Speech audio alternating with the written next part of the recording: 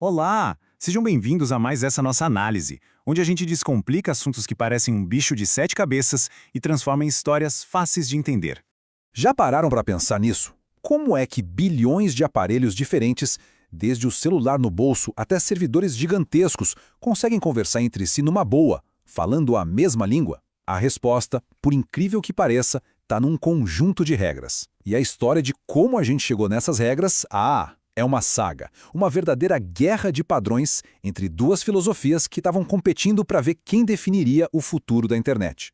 Para resolver esse problemão da comunicação universal, os engenheiros da época tiveram uma sacada genial.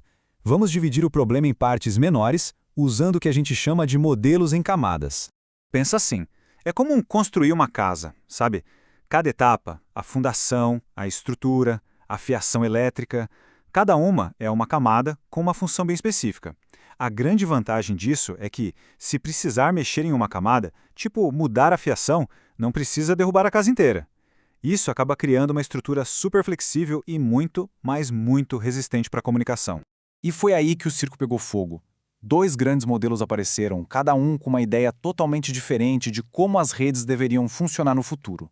Estava armado o cenário para um conflito que ia definir a arquitetura da internet que a gente usa todo o santo dia.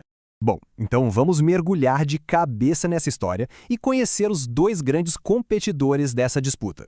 De um lado do ringue, a gente tem o modelo OSI. Esse era o candidato, digamos, oficial com todo o apoio internacional. Ele foi criado pela Organização Internacional de Padronização, num processo super formal, cheio de comitês, tudo planejado nos mínimos detalhes.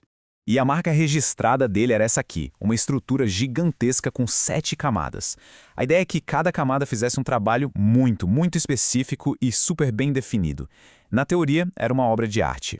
Já do outro lado, a gente tem o modelo TCP/IP. Esse aqui era o oponente mais pragmático, o sobrevivente, que nasceu direto da pesquisa.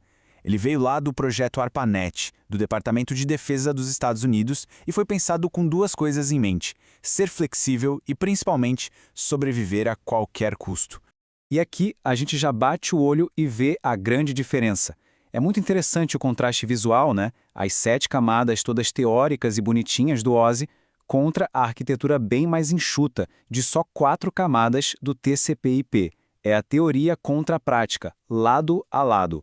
Essa diferença de filosofia não era só um debate acadêmico, não. Isso levou a um confronto direto, uma verdadeira batalha no campo da engenharia de redes. Fica a pergunta no ar, né? Se o OSI era o modelo oficial, por que a nossa internet hoje não usa ele? A resposta é ótima. Acontece que a queda desse gigante do OSI pode ser explicada por 4 fatores-chave, e o primeiro deles é quase irônico. A primeira razão foi o timing. Foi um timing terrível. Os padrões do OSI simplesmente chegaram tarde demais. Quando eles ficaram prontos, o TCP/IP já estava rolando solto no mundo da pesquisa. O OSI foi basicamente esmagado entre 2 elefantes gigantes, o da pesquisa acadêmica e logo depois o do investimento comercial. O segundo motivo foi o design, que era bem ruim. O modelo OSI e seus protocolos eram tão complicados, mas tão complicados que a piada na época era essa aí. Parecia uma oferta da máfia, uma oferta que ninguém conseguia entender. E claro, isso tornava a implementação na vida real uma dor de cabeça.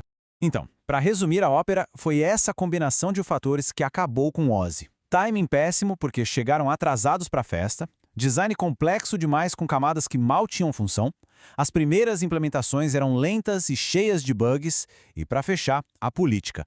Todo mundo via aquilo como um padrão burocrático sendo empurrado goela abaixo. Não tinha como dar certo. Só que a história não acaba aí. E aqui ela fica mais interessante ainda. O TCP/IP, o grande vencedor, também não era perfeito. Longe disso.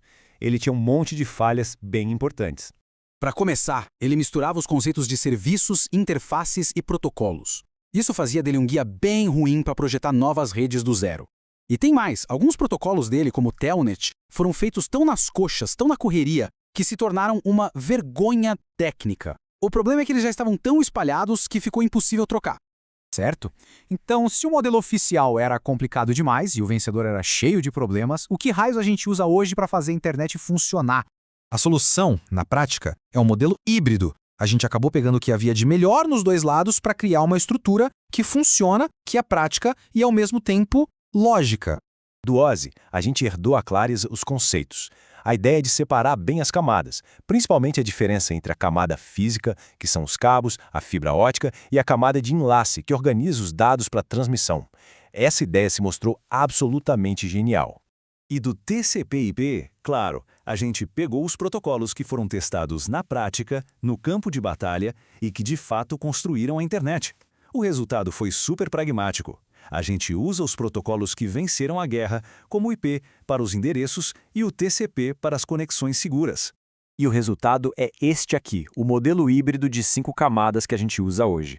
Começando lá de baixo, da camada física, e subindo até a camada de aplicação com a qual a gente interage o tempo todo. Essa é a estrutura que sustenta, basicamente, toda a comunicação de rede no mundo moderno. É um legado direto e fascinante daquela antiga guerra de padrões. E isso tudo nos deixa com uma última reflexão. A história da internet mostra que a tecnologia que é melhor na teoria nem sempre ganha a disputa. Às vezes, e talvez a maioria das vezes, o timing certo, a simplicidade e a pura e simples praticidade acabam importando muito mais.